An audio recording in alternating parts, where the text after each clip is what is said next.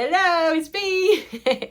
Okay, so today I thought it would be important to discuss which way the sticks of the notes point, because I get this question a lot from my students. So I thought I would cover it today and hopefully it's done. Now, if you do not understand this concept 100%, don't worry about it. It's not going to affect how you're going to play. But I do get a lot of students asking me, why do the sticks point up or why do the sticks point down? And by the way, the sticks are called stems, like the stems of a beautiful rose, right? So the actual theory name are stems, but I call them sticks because they look like sticks. Everyone calls them sticks. So just for our understanding, we're talking about the thing that holds the head of the note, okay? We're going to talk about why sometimes they point up and why sometimes they point down. And it's a pretty easy idea, but let's see if we can understand it, okay? Now, while I've got my beautiful board out, my whiteboard here, I thought I would explain why the stems or the sticks of the notes go up and down, because I get this question a lot. So it has nothing to do with it being right hand or left hand. Nothing ever does in music. So treble clef doesn't belong just to the right hand, because sometimes you might have both hands on this side of the piano above the cat with the hat. So they'll both be in treble clef. And sometimes you'll have songs where they're both underneath the cat with the hat, on the bottom side of the piano. So they'll be both in the bass clef. But with the sticks, what happens is it all has to do with this middle section. And so I thought while I have this out, I'll explain it. When we have the sticks on our notes. So say we have our cat with a hat here, right? Now, our cat with the hat, just think about it, the stick needs to be away. If it's going up and it belongs to the treble clef, okay, these sticks need to be away from the bass clef. And the bass clef will do the same. When we're drawing our notes for the bass clef, the sticks will need to be away from the treble clef note. See, they're facing away from each other. Now, what happens if we don't do that? Just think about it, because I'm going to do it here and you're going to see exactly what's going to happen.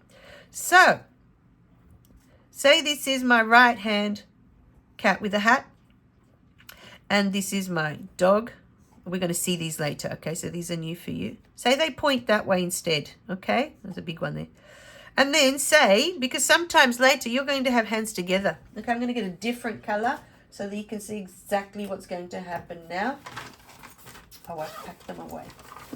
Okay, so I'm going to use red, and this is going to make it really obvious. Look what's going to happen now. So say my left hand wants to play at exactly the same time, and I've got notes for the left hand here. What happens if my left hand note is here, and now, whoops, and now it's here, and whoops, and now say I've got another note here. And what about if I've got middle C for the left hand?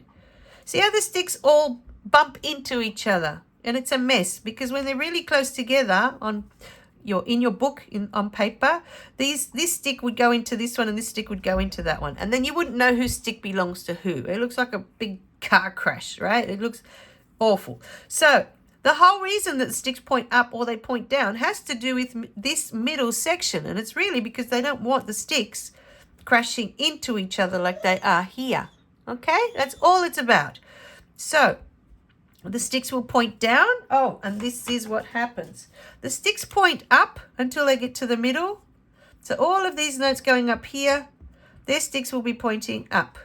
All of these notes, the sticks will be pointing down until they get to the middle. And once they get to this middle line, they change directions. From here, it's safe for them to go up because they're too far away from that one for them to crash into anything, right? And now here, these can start to point down because they're too far away to crash into the bass clef notes, right? That's all it is. It's that simple. It's all to do with keeping the middle section tidy, so we don't end up with this car crash of sticks pointing into each other's faces, and then you can't work out whose stick belongs to who. Okay? Easy. How did you go with the stems? Was it okay? Was it easy to understand? Hopefully you didn't get lost in the translation. It's really all to do with when the two hands are together. When you've got the 5 lines for the right hand, and you've got the 5 lines for the left hand. And in the middle, between those, you haven't seen them yet. You see, we haven't got there yet because it doesn't start until page 30. I was just looking at my book now at page 30. That will be the first time, if you want to turn to that page, where you will see the 2 hands working at the same time. You'll have the 5 lines for the right hand on the top, and you'll have the 5 lines for the left hand at the bottom. And what happens is we don't want the stems or the sticks of the notes to be crashing in the middle section. That's why they point away from each other. Okay, that's all it's about.